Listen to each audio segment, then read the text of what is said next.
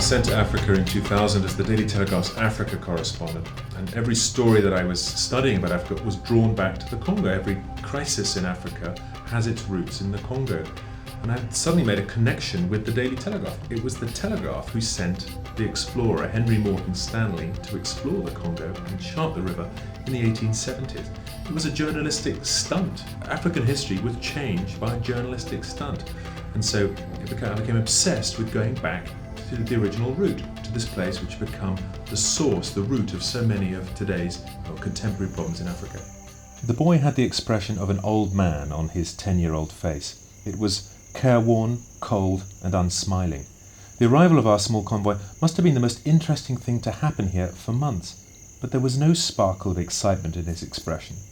I soon found out why. He took me a few paces off the track. The bush was thick, but he skillfully slipped through the branches. He was wearing nothing but some grubby brown shorts, several sizes too big for him, but he twisted and shimmied without getting snagged on the thorns that teased out my hair and scratched my skin. After a few minutes, I emerged from a thicket to find him standing over a human skull, bleached on the ground. There was no lower jaw, the front teeth were missing, and I could see a web of cracks in the cranium. The boy spoke quietly. There was fighting here one day. We do not know who it was who was fighting who. We just ran away into the bush. But when we came back, there were too many bodies for us to bury. Joseph Conrad wrote his Heart of Darkness about there. Evelyn Waugh travelled there. Graham Greene travelled there. It was a functioning place. But the astonishing thing about the Congo is that since the 1860s, since independence came, it has been spiralling backwards. And that's what makes it so different, unlike anywhere else on the planet. I'm a war correspondent. I go to awkward places, and I've been to plenty that are undeveloped, but I've never been to any that are undeveloping, actively going backwards, spiraling downwards. And that's what makes the Congo so unique, a place with an amazing history, but no present. I took a few steps and felt my right boot clunk into something unnaturally hard and angular on the floor. I dug my heel into the leaf mulch and felt it again. Scraping down through the detritus, I slowly cleared away enough soil to get a good look. It was a cast iron railway sleeper, perfectly preserved and still connected to a piece of track.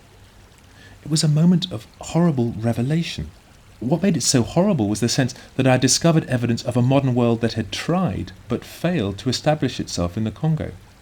It was a complete reversal of the normal pattern of human development. A place where a railway track had once carried trainloads of goods and people had been reclaimed by virgin forest, where noisy huffing of steam engines had long since lost out to the jungle's looming silence. It was one of the defining moments of my journey through the Congo. I was travelling through a country with more past than future, a place where the hands of the clock spin not forwards, but backwards. My book, Blood River, A Journey to Africa's Broken Heart, uses the story of my journey through the Congo to tell the Congo's compelling history. Now, this is a book about Africa. It's a tough subject. It's not, a light read. But what's remarkable is that Richard and Judy's book club of this year have chosen it. It's their only non-fiction title. To record the unabridged version, to do every word of this book, was a great not just a sense of personal achievement, but it's important to try and bring some attention to a country I find the most compelling, the most interesting, and the most harrowing on the planet.